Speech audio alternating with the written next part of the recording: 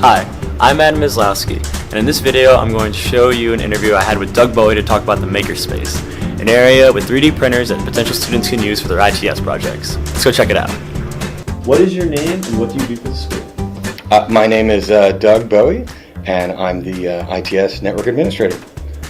When did you purchase the 3D printers? Gosh, we purchased our 3D printers.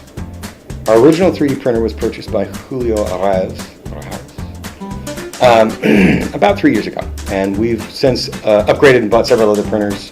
Our current nicer printer is a MakerGear M2, but we have several other printers. How many printers do we have? 3. Okay. And can you describe the Makerspace? Our Makerspace is a space that has tools and facilities to facilitate research and learning for both classes and research projects for undergraduates and graduate students. So we've filled it with all sorts of fun things like 3D printers and laser engravers and CNC milling machines and tools, both hand and power tools, so that people can build the things they need to do to get their projects done or get their research work done.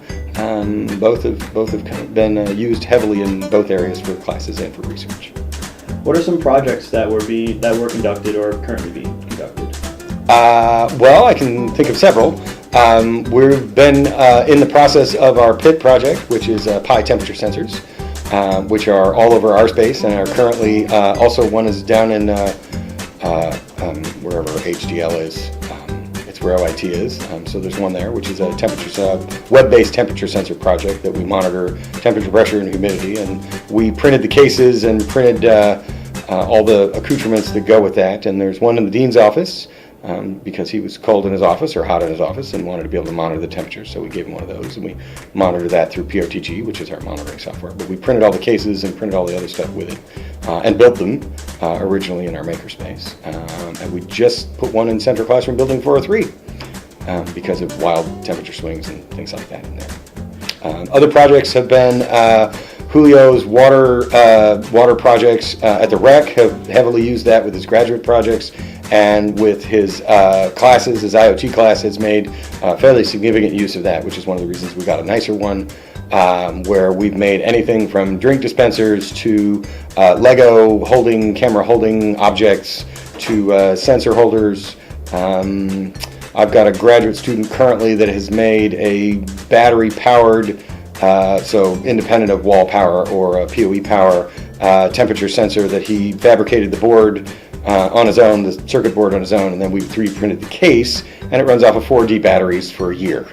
And we'll be placing that around the department so that we can pick up data and see how long the batteries last and all that kind of stuff. That's cool. What do you enjoy most about the printing projects? Printing projects. Well, it's always fun to make stuff. Oftentimes we come up with interesting ideas. This evening we were talking about our portable FLIR project, where we have a FLIR camera and several Raspberry Pis and a Pico projector, and we'll be using heavy use of our 3D printer to fabricate a case of some kind that will hold all that in a portable format so that faculty can pick it up and take it places, and it won't be a series of random circuit boards and parts sort of flopping all over the place.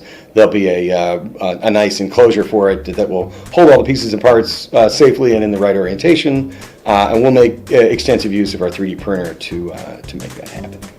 Okay. What are some problems that you face with the printing?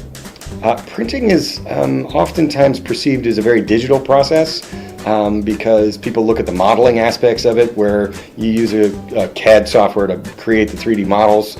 But the printing process itself is very, very analog. It is very much playing with a hot glue gun and trying to get it to spit out a shape that looks right and doesn't melt or curl up or roll off the top and create a screaming ball of flaming plastic.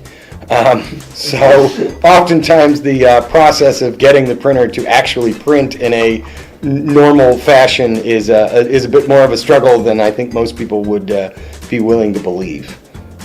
So the 3D printer is very satisfying when it works, but it can be time consuming to go through print after print after print, playing with finicky settings to make sure that it prints and gets exactly what you want. And each print is different. So depending on the shape and the height and the size and the type of the object, you have to sit and play with all the little settings to get it to do what you want it to do. So it's a bit time consuming in that respect. And what future hardware are you planning, if any, are you going to purchase for the Makerspace? Ooh, good question. I haven't thought about this one recently. Would love to be able to purchase.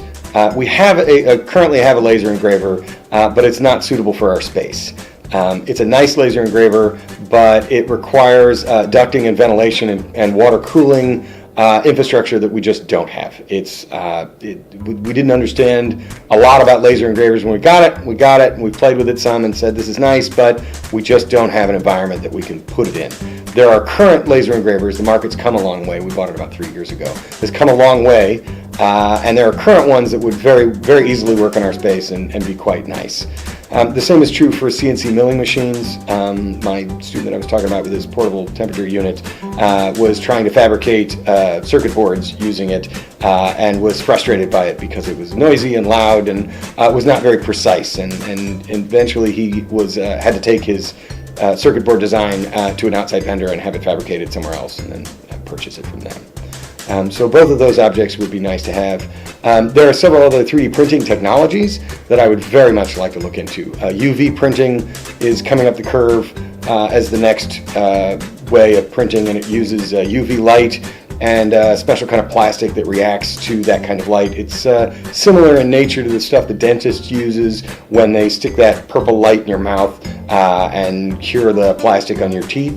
Uses that kind of technology to make 3D models.